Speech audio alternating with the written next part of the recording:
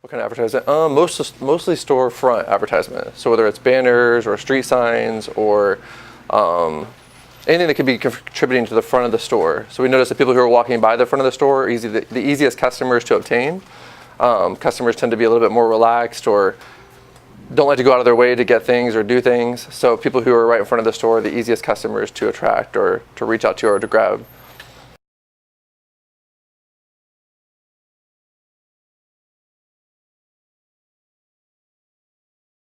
I would say last summer we probably spent closer to $20,000, maybe $30,000 on advertising, and we did a lot of paper advertising, we did radio advertising, and unfortunately with both of those we didn't notice much of a difference. It didn't seem to be very beneficial for our business. We did offer discounts like coupons, 20% off, or bring this in and you could do buy one get one free, and even with that aggressive of a promotion, it still didn't seem to do much for our business. So paper and radio seemed to be kind of slow for us. So.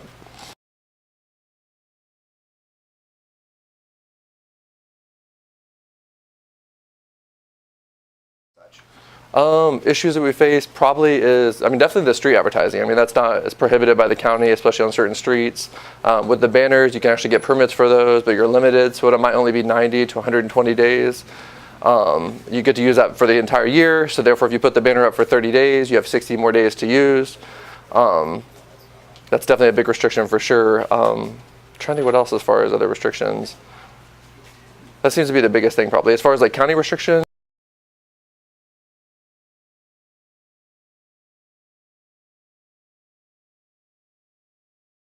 how to work around the parameters? Okay. Probably the easiest way to work around those parameters would just be do it on the weekends, because the county does close around Friday at 4 to 5. So as long as it's out between Saturday and Sunday, then they typically kind of turn their head to those. That's kind of a unique way to answer that question, but it's definitely the truth as well.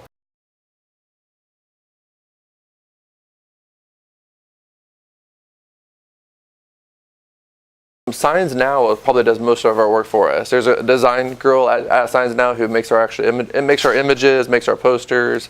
Signs Now actually produces most of that stuff as well. So they make the banners, they make the street signs.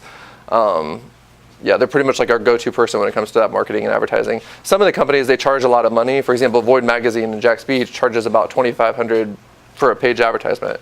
It's for 1 month, $2,500. But the good thing about that price is that it does include maybe 6 or 7 possible sketches, and a design person will come in and actually make up your ad for you. So.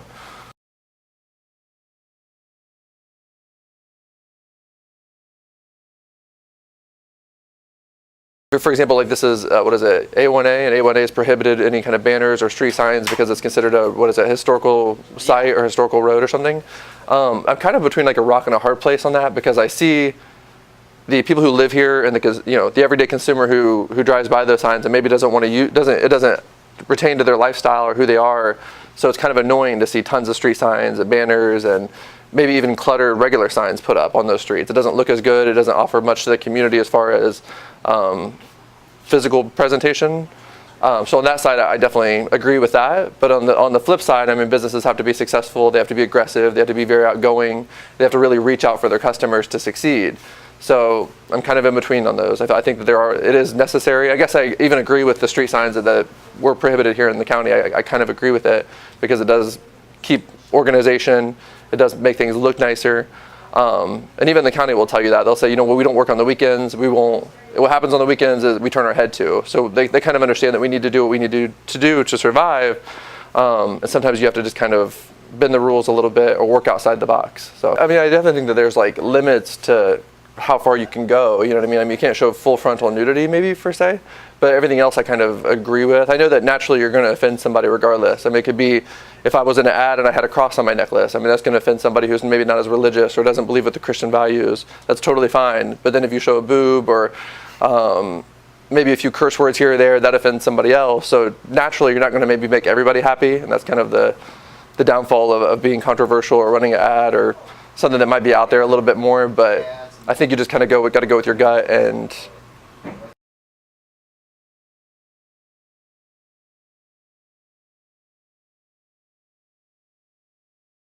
Just kind of take the criticism with a grain of salt. If you believe in it or you agree, or if you get a lot of criticism or a lot of pushback on something you do that might be controversial, then you maybe take it into evaluation. Maybe this is offending too many people. Maybe we need to be more sensitive to that kind of person. But it's kind of, like I said, with a grain of salt. You can't necessarily make everybody happy. So, and like I said, both spectrums on that. You could offend these kind of people, you could offend these kind of people. Unfortunately, just kind of safely walk in the middle. So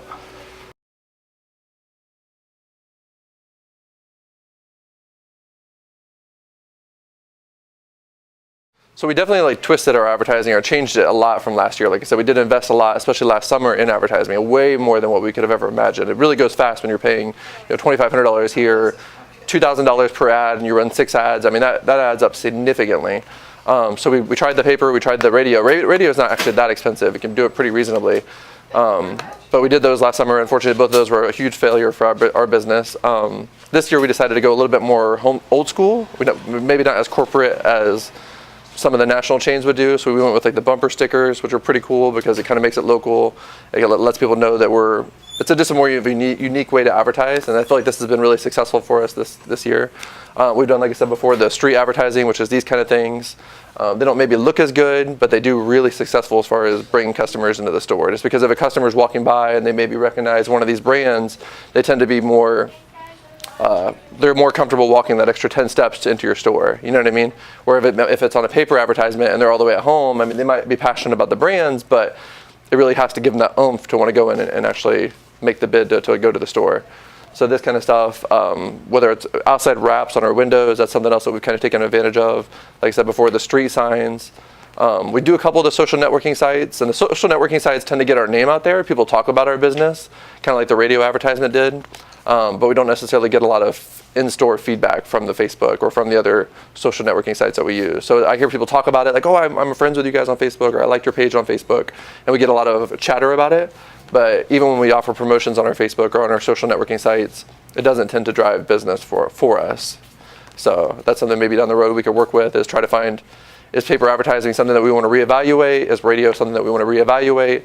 Is social networking something that we want to push, but maybe we need to find a way to get customers from hearing the ads or seeing the ads to getting them in the store? Because that's something we've tried multiple times. We've been very aggressive with the promotions, but hasn't been enough to drive them in our stores.